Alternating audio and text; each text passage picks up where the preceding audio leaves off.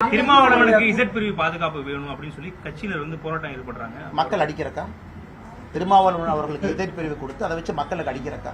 ஒரு ரோட்ல போறாங்க, டூ வீலர்ல ஒருத்தர் வர்றாரு, வண்டி முட்டி இருக்குன்னா இது எங்க எல்லோருக்குமே நடந்திருக்கு. எல்லோரும் நடந்திருக்கு. திருமாவளவன் எனக்கு நடந்திருக்கு. எல்லாரும் ஃபர்ஸ்ட் நாம என்ன பண்ணுவோம்? சாரி சொல்லுவோம். அவர் நல்லா இருக்காரான்னு பார்ப்போம். அவரை நியர்பை ஹாஸ்பிட்டலுக்கு கொண்டு போக பார்ப்போம். அவருடைய உயிருக்கு உத்தரவாதம். ஏன்னா நம்ம தலைவர் என்கின்ற முறையில், சமுதாய பணியில் இருக்கிற முறையில் அடுத்தவங்களை காப்பாற்ற வேண்டியது முதல் பொறுப்பு. இன்னைக்கு அண்ணன் திருமாவளவன் அவர்கள் மூத்த தலைவர். அவர் சமீபத்தில் அவருடைய தொண்டர்கள் நடந்து கொண்ட விதத்தை ஏற்றுக்க முடியுமா? ஃபர்ஸ்ட் மிரட்டுறாங்க, வண்டியை புடுங்குறாங்க, 2 பேர் வண்டியை பிடிச்சி தள்ளி விடுறாங்க, அந்த வண்டி கீழே விழுகுது. அதை நாம பத்திரிகை நண்பர்கள்ட்ட படம் பிடித்து காட்டுறோம், பாருங்க இந்த மாதிரி நடக்குதுன்னு. அதனால் திருமாவளவன் அவர்கள் முக்கியமான தலைவர், ரொம்ப முக்கியமான ஒரு தலைவர், அதை பற்றி எந்த மாற்று கருத்தும் இல்லை. ஆனா ஒரு இடத்துல அவருடைய தொண்டர்கள் எப்படி நடந்து கொள்கின்றார்கள் என்பதற்கும் அண்ணன் திருமாவளவன் தானே பொறுப்பு. ஏன்னா காருக்குள் அவர் உட்கார்ந்து இருக்காரு. இதுல ஆச்சரியம் அதிர்ச்சி என்னன்னாங்க, உச்சநீதிமன்றத்தினுடைய சீஃப் ஜஸ்டிஸ் அவரை அட்டாக் பண்ணாங்கிற கூட்டத்துக்கு கண்டிக்க போயிட்டு திரும்ப வந்து இவங்களே ஒருத்தர் அட்டாக் பண்ணா எப்படிங்கன்னா?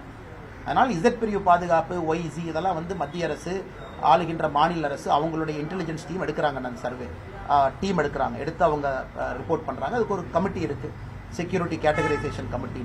ஆனால் அண்ணன் திருமாவளவன் அவர்கள் அன்னைக்கு நடந்து கொண்ட விதம் முற்றிலும் தவறு. இதை சொன்னா நம்மளே 4 பேர் வந்து திட்டுறான். எப்படி நீங்க அப்படி சொல்லலாம், இப்படி சொல்லலாம்? உண்மை தானே சொன்னோம். பப்ளிக்ல நீங்க அடிக்கலாமா? ஒருத்தருடைய வண்டியை உடைக்கலாமா? அது எவ்வளவு பெரிய தவறுங்கண்ணா. காவல்துறை வந்து அவங்க சார்பில் எந்த ஒரு நடவடிக்கையும் எடுக்கல. இன்னைக்கு திருமாவளவனை பொறுத்த வரைக்கும் எனக்கு புரியல, காவல்துறை நண்பர்கள் ஏன் அவருடைய கட்சி அவர்கள் செய்த தவறுக்கு ஏன் முட்டு கொடுக்குறாங்கன்னு தெரியலீங்கண்ணா. ஸ்ட்ரெயிட் ஃபார்வர்டு தப்பு தொண்டர்கள் மீது. திருமாவளவன் மேல தப்புன்னு நான் சொல்ல, உள்ள இருந்தால் ஒரு கண்ட்ரோல் பண்ணியிருக்கணும். வெளியிருந்த தொண்டர்கள் அடிக்கிறாங்க, வண்டியை உடைக்கிறாங்க, இவ்வளவு பப்ளிக் நியூசன்ஸ் பண்றாங்க, கெட்ட வார்த்தையில திட்டுறாங்க.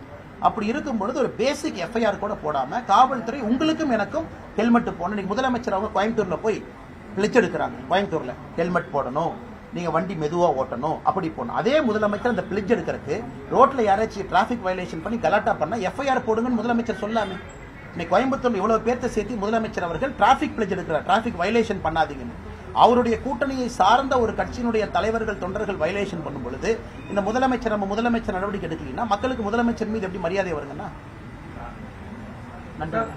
திருமாவளவன் அவர்கள் விஜயை வந்து பாஜக ஒரு கருவியை பயன்படுத்தி திமுக அவருடைய கூட்டணி கட்சியினுடைய சிறுபான்மை வாக்குகளை பிரிக்கிறதுக்காக பாஜக விஜய் ஒரு கருவியை திருமாவளவன் ஏன் பதறாருன்னு தெரியலங்கண்ணா.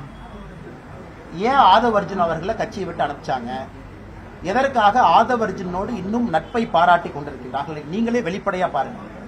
ஆதவர்ஜுன் அவர்கள் ஒரு புதிய கட்சியில போய் ஜாயின் பண்றாரு, நடிகர் விஜய் அவங்ககிட்ட போய் ஜாயின் பண்றாரு. ஃபர்ஸ்ட் போய் ஆசீர்வாதம் யார்கிட்ட வாங்குறாரு?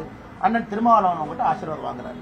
அதனால இது எப்படி இருக்குன்னா, திருமாவளவனுடைய பேச்சை பார்க்கும் பொழுது பிள்ளையை கிள்ளி விட்டு தொட்டிலை ஆட்டுவது போல எனக்கு தெரிகிறது.